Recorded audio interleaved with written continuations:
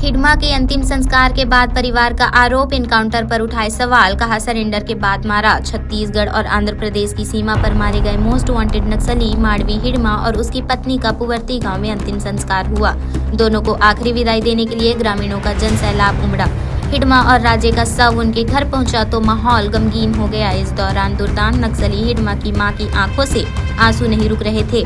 मां ने कुछ दिनों पहले बेटे को सरेंडर करने के लिए कहा था, लेकिन बेटा नहीं माना और अंजाम सबके सामने है। आदिवासी परंपरा के रीति रिवाज पूरा करने के बाद हिडमा और राजे के शव को एक ही अर्थी में शमशान ले जाया गया, जहां दोनों को एक साथ मुखाग्नि दी गई। इस दौरान परिवार के लोग और सामाजिक संगठनों ने गृह मंत्री विजय शर्मा के माडवी हिडमा की मां से मिलकर अपील करवाने और फिर हिडमा के एनकाउंटर की टाइमिंग पर सवाल खड़े किए। हिडमा और पत्नी राजे के रिश्तेदारों ने उठाए सवाल। शवों के अंतिम संस्कार के बाद मीडिया ने हिडमा के रिश्तेदारों से पूछा कि क्या हिडमा का मारा जाना फोर्स की कामयाबी है, तो उन्होंने शासन प्रशासन पर ही सवाल खड़े कर दिए। माडवी हिडमा के रिश्तेदारों ने बताया कि गृह मंत्री विजय शर्मा ने सरेंडर की अपील की थी, जिसके लिए हिडमा और देवा की मां से भी गृह मंत्री ने मुलाकात की।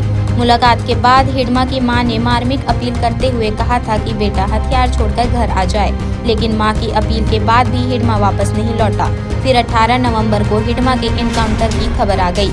जैसे ही हिडमा के मारे जाने की खबर पुवर्ती में आई, वैसे ही गांव में शोक और मातम बरस गया। वहीं अंतिम संस्कार में शामिल होने वाले परिजनों का कहना है कि माडवी हिडमा से सरेंडर करने को लेकर बातचीत चल रही थी। ऐसे में एनकाउंटर होना कई सवाल खड़े कर रहा है।